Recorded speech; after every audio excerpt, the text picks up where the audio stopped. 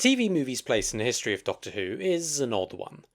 The only episode of its iteration of the show ever produced, it stands separate from the 26-year odyssey that had ended 7 years earlier, and the 19-year and counting bundle of surprises that commenced 9 years later, and therefore stands as in a way a little more than a curiosity, a look at what could have been but ultimately was not.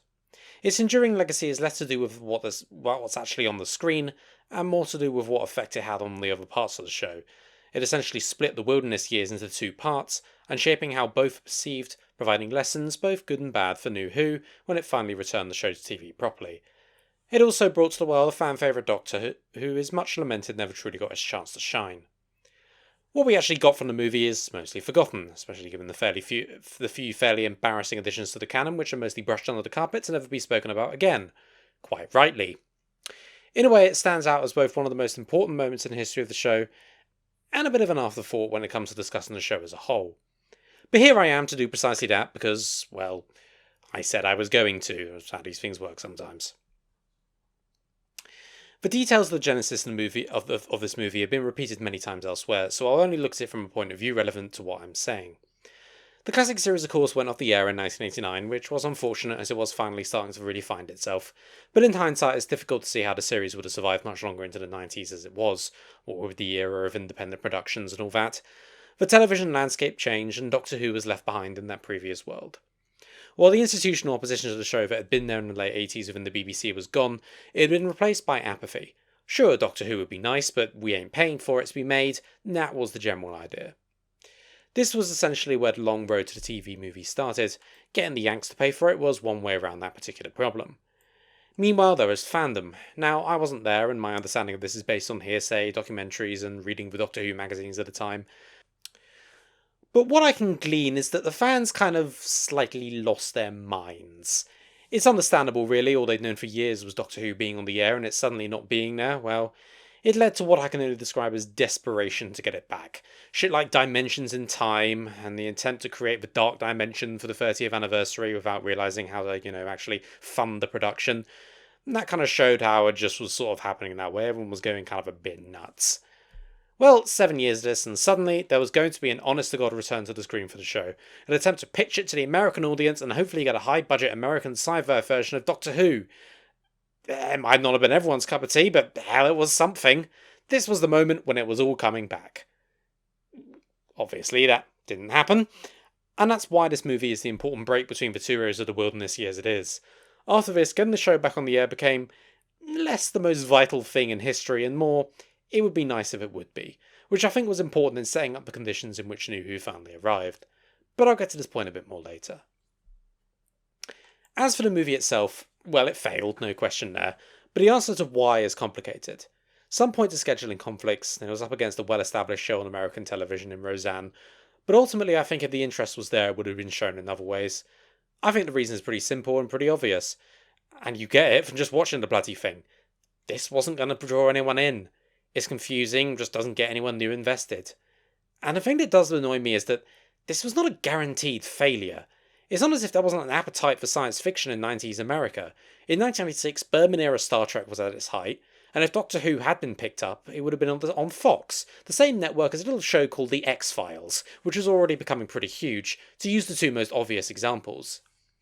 And it's also not as if Doctor Who was some complete unknown to the American audience. It wasn't well known, of course, but it had been a staple of PBS schedules for the best part of 2 decades. I mean, for Christ's sake, one of the most infamous incidents in American TV history, the Max Headroom broadcast interruption incident, took place during an episode of Horror of Fang Rock. The ingredients were there, and whatever issues with scheduling there were, I do firmly believe it was execution that let it down. The TV movie did prove one thing, though. Doctor Who probably did not have the popularity it needed in America, but it did in the UK. Over here it was a big hit, comfortably reaching figures the show had never dreamed of throughout pretty much all of the 80s, and showed the show's deep penetration into British pop culture was as strong as ever. The base for the series was there in this country, and while questions over whether it was the right time and who would make it and what format it would be and most importantly who would pay for it, would mean it would be nearly a decade before the show finally did return, arguably the TV movie proving Doctor Who had legs in its home country made NuWho a much easier sell than it otherwise could have been. This particular iteration of the show did not have legs, but it showed there was potential for some version of the show that did. And indeed it did, and we got NuWho because of that, and well, all that entailed. Hurrah for us. Anyway, with all that rambling out the way, we'll start our look at the TV movie. Oh, by the way, it's not Doctor Who or The Enemy Within or anything else you might have pulled out your arse. It was a TV movie, hasn't got an actual title. American TV pilots frequently don't get an actual title. It is the TV movie. Anyway, with that extra bit of rambling out the way, we'll start our look at the TV movie. By far and away the strongest element of this movie is its production, which is absolutely top notch. The director for it was Geoffrey Sax, a fairly well-renowned British director, and he does an absolute top-quality job here. The biggest strength of the piece is energy, drive, and pacing, and all of that comes down to Sax. The biggest reason why it's even watchable in the end is it has been directed to feel more excited and well thought out than it actually is. Sax seems more interested in making the important moments of an introduction to Doctor Who feel weightier than the script does. For instance, the initial scenes of the Seventh Doctor and the TARDIS feel like they've been shot to show off the vast interior set and make it seem like this grand thing. Sort of make up for the fact we don't get the TARDIS reveal scene. We should, but I'll get to that later. A favourite scene of mine, though, is the regeneration. Sure, the rebirth motif he's been handed is a bit tad obvious, but it doesn't matter because he milks all he can from it, and creates an atmospheric and effective scene. Another great one is shortly afterwards, and the Master has his first line is in Bruce's body, in which Sax uses his lighting and shot choices to really make the Master feel genuinely chilling, even despite the pretty hammy delivery from Eric Roberts. I really don't think I can overstate how Sax is responsible for most of the good from this movie. He makes a production that's engaging and great to look at despite a rubbish script. Other strength of the production design is truly excellent. The TARDIS set has yet to ever be equalled or surpassed in my view, and it's easy to see how the vibe of the first time we see the cloisters back in Logopolis may have influenced the Eye of Harmony room. It's also clear most of the set budget was spent on the TARDIS sets, as the rest of it is either clearly shot on location or in generic sets Fox would have had standing, but hey, if they got a series it would have paid off, so why not? The soundtrack is also fantastic. John Debney provides a score that sounds nothing like it had ever been in the classic series, and is both effective in the action scenes and the quieter moments. The rendition of the theme song also, I think, fits the occasion fairly well. It sounds like exactly what it needs to be when it comes to the introduction of the series to this new market. Bold and heroic, having the middle eight at the start reinforces this, but also recognisable, definitely the Doctor Who theme and nothing else. Overall, the atmosphere has helped enormously by the strength of the music. All this combines to help what is probably the most important positive to come out of the production. This does look and feel like the money is on the screen, and to help give it the... well, cinematic wouldn't be the right word, given it's a TV movie, and that would sort of defeat the point, but the feeling is that in that sort of ballpark. It looks big like it should, like the show is being given the budget and attention it never had when it was on the BBC, and that was vital for both selling it to the American audience and to convince the British audience the show was in better hands away from the BBC. And, well, how NuWho turned out maybe kind of reinforced that it not. The problem was that the script simply did not allow this to happen. Now, as I said, yeah, there were scheduling issues, blah blah, but the biggest problem with this movie, and frankly what I think is the biggest reason for its failure, is not that it went up against Roseanne or anything like that, is that the script is absolute fucking nonsense, and would do absolutely nothing to introduce a new viewer to Doctor Who.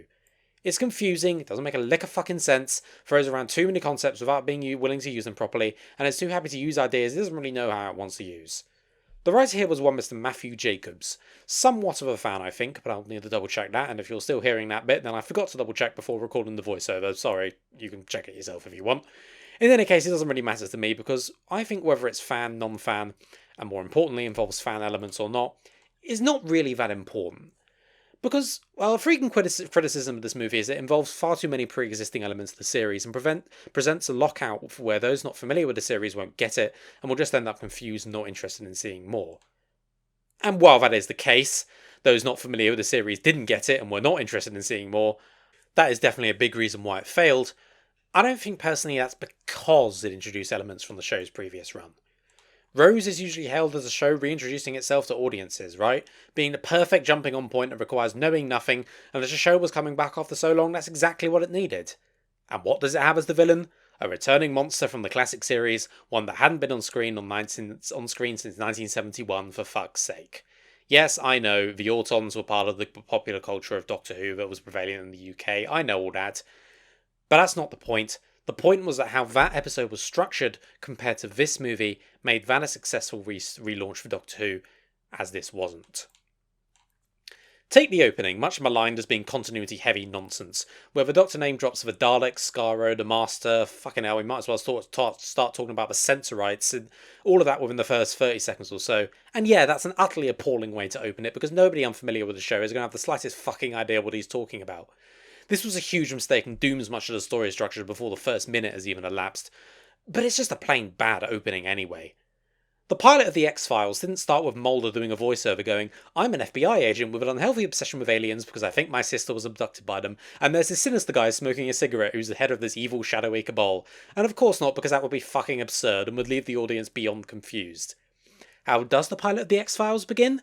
With an alien abduction in progress. It lets the visuals, the pure idea of it, speak for themselves. One of the greatest allies of the writer is mystery. The first scene of The X-Files builds mystery and questions for the viewers to become interested in, both over the course of the pilot and the series as a whole. The first scene of this movie just kills that dead. Take the Master, for instance. I actually think the Master was a perfect choice of the villain in this movie, believe it or not, and I know that's a bit against the popular grain of opinion, but think about it. He's the Doctor's arch-enemy, a Moriarty-type figure for the Doctor to oppose. There's a lot of potential for compelling character conflict that can easily be set up in the 90 minutes, and that can promise so much going forward. He's a single humanoid enemy, so you can get a named actor to build up buzz. Yes, they won't invoke Roberts, but never mind the practicalities of it. And frankly, I don't think the character needs to be a continuity lockout, any more than the Autons were a continuity lockout in Rose. He's a bad member of the same people as the Doctor is not a complex idea to get across, not by any means. Because here's the thing, pre-existing element does not mean continuity lockout. There's an example in this film, I think, actually, the Eye of Harmony. No matter bollocks about being in the TARDIS or the Master's ridiculous sat planet makes no sense, but just the pure use of that name. For returning fans, it's a name they recognise and understand. But for newcomers, it's just a cool name given to something, to the black hole MacGuffin-y, whatever it is. It's just something that they can get behind in that way. I think that's fine, and shows it's about structure and presentation rather than just not having any returning ideas at all. The reason the Master doesn't work, well, one of the two, the other being the character is very badly written, but we'll get to that. The reason is that he's integrated in the story so badly. Imagine if there was no opening voiceover, and the first we see of the baddie is the goopy snake type thing. That would have been mystery and tension as to what the hell that is. Then he takes over Bruce and has that great introductory scene I mentioned before where he calls himself the Master for the first time. Imagine how effective that would have been, for returning fans confirming that this is their fan favourite villain, and for new fans a tease of who this might be. This seeming monster who can kill and take over people, and has these weird glowing eyes and calls himself the Master. And then we'd learn more about him as we go, the viewer learning more and more about who he is, his relation to our hero, his motivations, etc. It'd be a great way of setting up this villain who the fans know but the newbies don't, and structure it in a way that's satisfying for the former and interesting enough to draw the latter in. But no, we don't get that. The Doctor tells us all in the first 30 seconds that any potential power from the reveal scene comes from Sax's direction and nothing else. So yeah, this thing is just structured completely wrong. I mean, for fuck's sake, the most important thing about the TARDIS, apart from that, is a blue police box, which also is just kind of thrown at us. We just see this police box flying through space without any explanation. That would have made sense to the newbies. But the other thing is that it's bigger on the inside, and we don't even get a bigger on the inside reveal. We see the interior in the first scene. We already know that. And when Lee enters the TARDIS later on, it's meaningless because we already know. Now, yeah, NuWho turned the bigger on the inside reveal into a silly sport into how many bad jokes and weird moments could be thrust in, and how little awe we can generate in the end. But it's still a potentially powerful moment, especially for an audience seeing the show for the first time. Rose got this right. The TARDIS remains shrouded in mystery until we enter it a good half hour or so into the 45 minutes episode, and the payoff is there. The new viewers finally see what the deal is. That doesn't happen here because of these fundamental structural issues. In fact, I think the fix is actually pretty easy.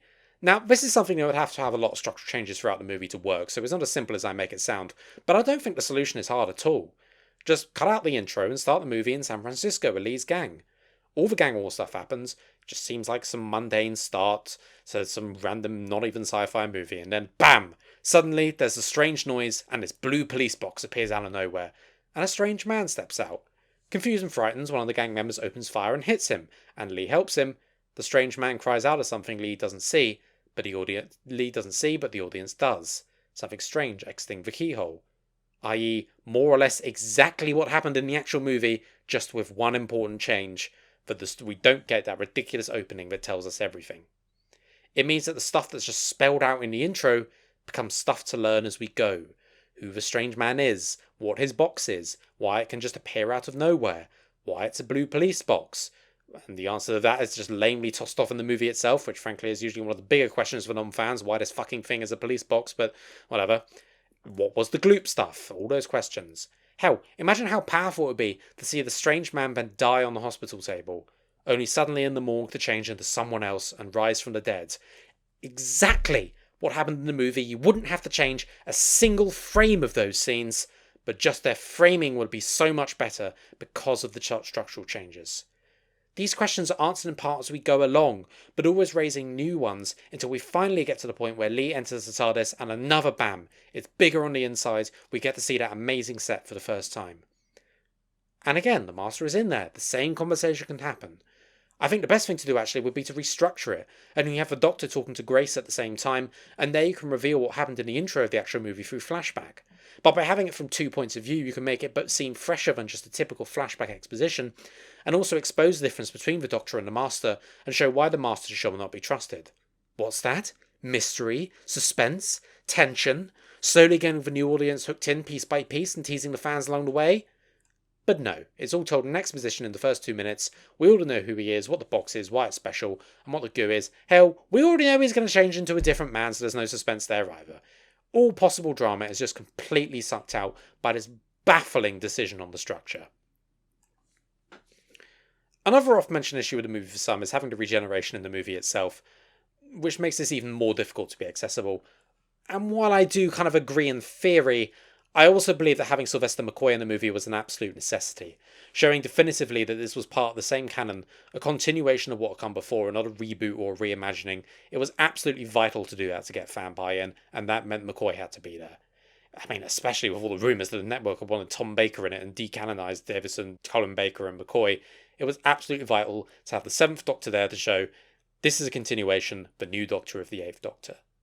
After all, there was a lot of scepticism about making Doctor Who in America, and fan support is vital. We make all the jokes about whinging, nitpicky fans, but it is important because they're the ones who generate the buzz and all that. And well, they're the ones who buy the merchandise, which is kind of important as how TV shows like this kind of make their money. It was very important for establishing the credibility of the movie in that way. And in the end, the precedent it established was vital in making sure this was something Rose could dispense with, having already established further iterations would be in the same continuity because of how this movie went along. So no, in theory, I do not believe it was a mistake, quite the opposite. It's just let down by the structure in exactly the same way, and, well, I won't repeat myself too much. Just coming out and saying in the voiceover, he's a disposable Doctor you don't have to care about, just kills the tension and the mystery and makes the audience wonder why they should give a shit, and it's a very good question. It is great to see McCoy again, and he does great with what little he has. It's funny, honestly, he only has like 5 lines in the whole thing. And that's fine, it's not his story, he's here to die and that's it. That's fine. I find the criticisms of that his death is out of character for the 7th Doctor a little silly because of that. I mean, yeah, it is out of character for the Chessmaster to get gunned down by accident like that, but it doesn't matter, it's not about him or his character. He's just here to provide the link between old and new, but unfortunately the poor structure meant it just didn't come across that way, and yeah, it is pretty difficult for someone new to get into because of that. These issues are one of the 2 main reasons I think this failed, and I'll get to the second one later on. Spoilers, is because of a badly written script. Anyone watching this for the first time would just be overwhelmed by what was being thrown at them, and well, it's frankly difficult to blame them. That the movie attempted to link old and new and bring things in that the fans would like is commendable. Despite what some may say, fans do matter, and having them on board was important for success. And it may well be the case that it went over better in the UK because the British audience was more familiar with the ins and outs of the series. But ultimately this was planned to reach a new audience, one who did not know the series, and it failed to do so because anyone new would have been completely and utterly confused by what the fuck was going on. I've already made my case, so I'm not going to repeat myself again, but I think ultimately the issue was the execution, not the conception. As for how the script works as a narrative, well, it's mostly not great, but there are a few things that do work, definitely. The character of Grace Holloway is, I think, one of those things. She's probably the character with the most definitive and effective arc throughout the movie. She starts out unfulfilled and unappreciated by both her colleagues and a pretty crappy boyfriend. Oh no, she bailed on your opera to go and perform life-saving surgery. How selfish of her, grow a pair, you fucking bellend. And grows through her time with a doctor, becoming more appreciative of herself and her talents, and having a new appreciation for where her childhood dreams had led her. It plays the important role of showing the effect the Doctor has on his companions, how he opens their eyes to new things about the universe and about themselves. It's not huge, but it's effective. It also helps that Grace acts very believably throughout the movie, starting off in disbelief about what she's seeing and accepting things as they come, but only when they're impossible to deny. She's not convinced unbelievably easy, but she isn't unrealistically eager to accept it either, which works. Daphne Ashbrook turns in a great performance. We both get from her that she's very smart and very perceptive, but also retaining that kind of every woman quality you'd need from the companion character. She also has excellent chemistry with McGann, which does make you wonder why exactly she didn't go with him in the TARDIS at the end and become the new companion for the series that never was. Like, why bother having to introduce another new companion after all that? Not that it really mattered, it just seems odd to me. But yeah, overall I do like Grace as a character, and I think she's one of the better things about the movie. Which I think, talking of her chemistry with McGann, brings us on to the big number 8 himself. I intend to talk at length about the Eighth Doctor and his legacy next week when I look at the Night of the Doctor, so I'll avoid saying anything, I'll just be repeating, but safe to say he has a strong and assured legacy of fans, because of his work in Big Finish mostly of course, but also because of what we see of him in this movie, because it shows us what we could have had and what we were denied. Now, who knows how a full series of this version of Doctor Who would have ended up, but one thing is for sure, McGann would have been an excellent Doctor. It's frequently said that his performance is the best thing about the movie, and yeah, his performance is the best thing about the movie. He fits into the role seamlessly.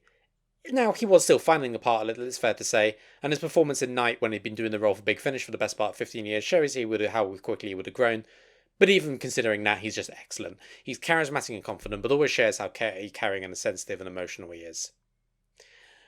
This also does show in the writing as well, as I think the part is mostly well written.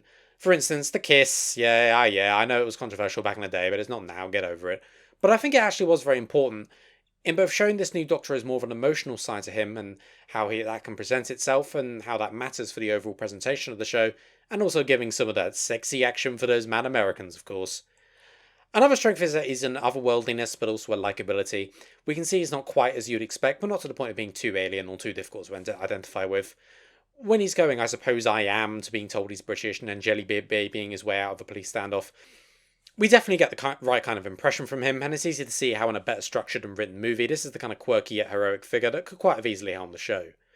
Only in the moments it's felt necessary for the writer to squeeze in does the character work and McGann falter. The who am I bit just seems over the top, and McGann's heart clearly isn't in the delivery.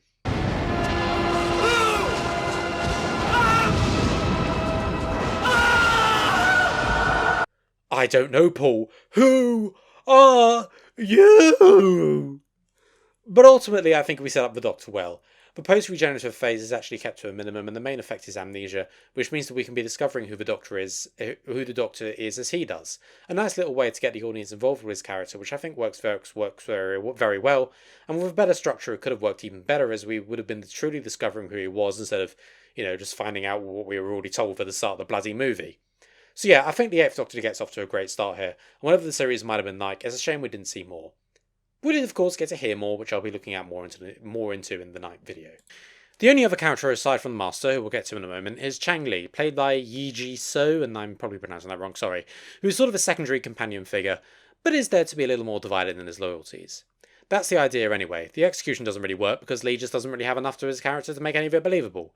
Now, So does fine. The criticism is not of him or his performance, it's of how the character is written because, well, there just doesn't seem to be any idea of how they want to use it at all. The first we see him is he's part of a street gang, and indeed it's his gang war that gets the Seventh Doctor killed, but we don't find any more about that.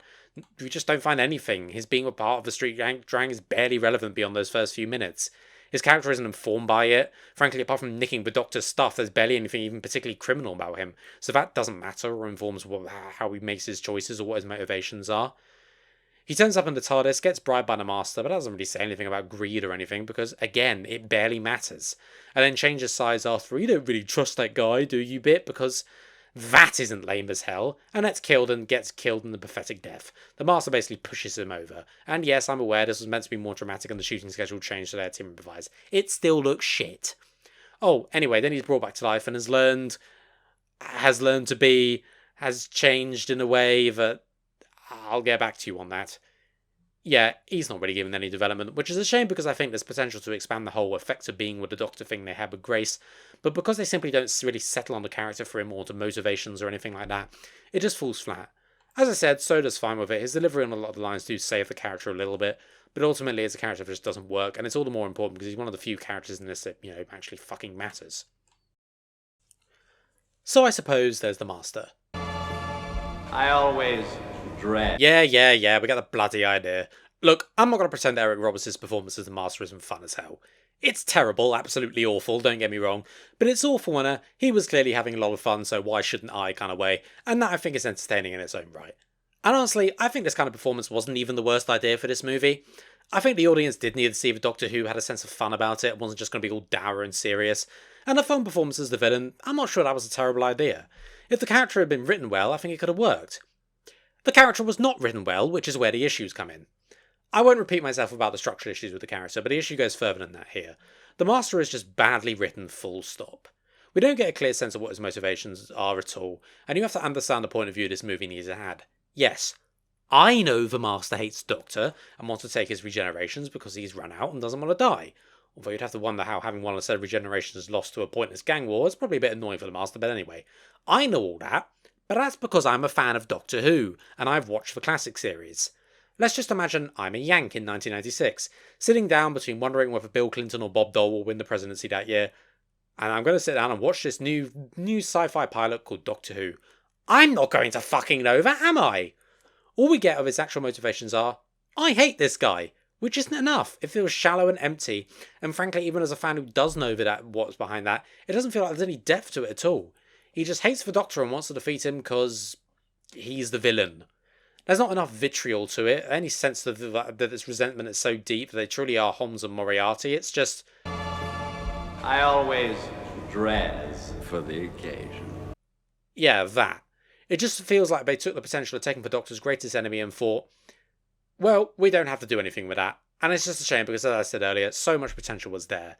This doesn't end up being Holmes versus Moriarty. It's Austin Powers versus Dr. Evil, only with the humour unintentional and, well, frankly, Dr. Evil had a bit more depth to him. His plan also doesn't really make any sense, but this belies another issue with the movie that I'll get into now by looking at sort of the overall plot.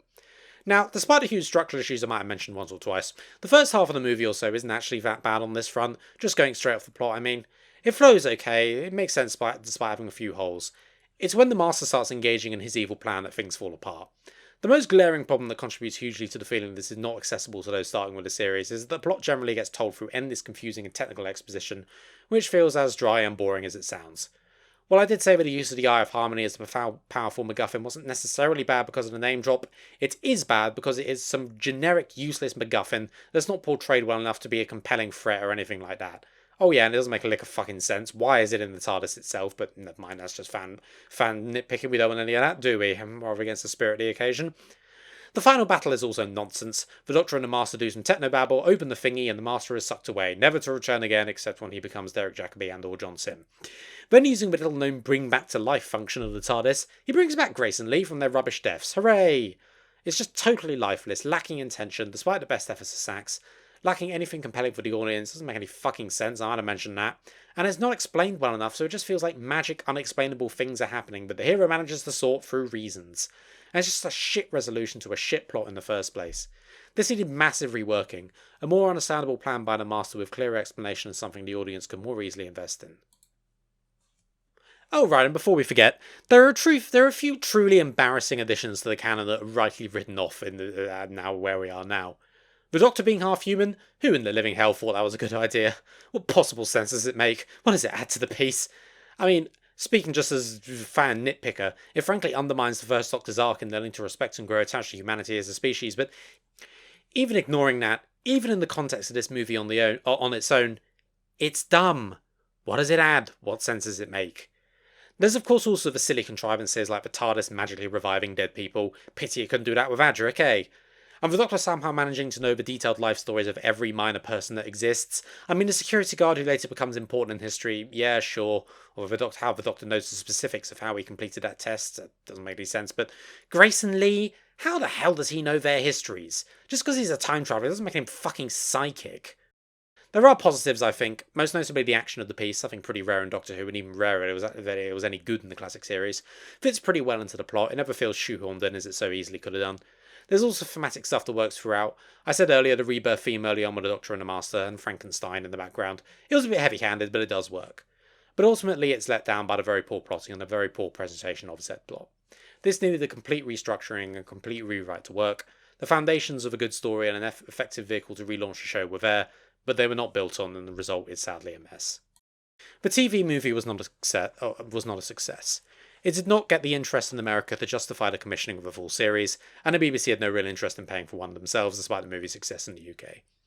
There were issues working against it, production issues, scheduling, etc., as I've said, but ultimately I think it failed because it's a confusing, unengaging mess nobody wanting to see this new science fiction show would have really much interest in watching further than they did. The structural and plotting issues just simply meant it never had a chance of doing that. If a series had come out of it, the history of Doctor Who, it just would have been so radically different that it is difficult to say what would have happened, but unless improvements came and came quickly, I don't see it surviving beyond the season or two anyway. This inability to get the audience invested cost this movie dearly, and it's somewhat frustrating because the potential was there. It would have been so easy to fix. Change the structure to inject some mystery and reel the audience in, improve the characterization of the villain to make his conflict with the Doctor more compelling, and tidy up the plot. I mean, fucking hell, you don't even need to change the settings or anything like that. This could have been done with redrafting right up to the day of the shooting began, but it just was not to be. Perhaps we're better off now with NuWho as it is, perhaps we're not, but an opportunity to rescue Doctor Who from the wilderness and bring it to a whole new audience was lost here, and it was just so avoidable. As I said earlier, the first part of the wilderness years were dominated by the desire to just get the show back on the air no matter what. After this movie, the big attempt to do that flopped, the attitude changed.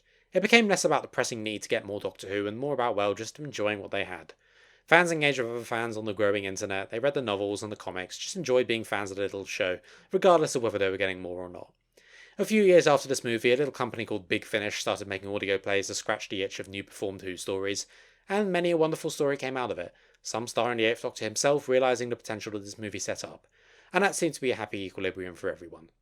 There was still a desire to see more Doctor Who, but it was more of a when it's ready, when it comes sort of thing, no need to rush it really, and perhaps that relaxation contributed to the fact that in 2003, one Mr. Russell T Davies finally managed to make the announcement everyone had been waiting for a reality.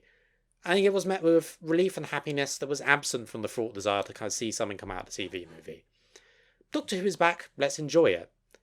Now, they ended up getting NuWho, of course, so not everything can always go as planned, but hey, it was new Doctor Who, and it's been with us ever since. Now, again, I wasn't there, I can only say what I've heard and read, but I think this movie marks that demarcation point in the wilderness years, and I think probably set the stage for the fans to be truly ready to accept new Doctor Who. The TV movie, maybe it needed to fail for NuWho to succeed, in the sense of the word succeed that applies to NuWho. Obviously, this is the only production made by this iteration of the show, there is no final score as there's no average to measure against. It is both the best and worst at the same time. It gets every score from a 1 to a 10.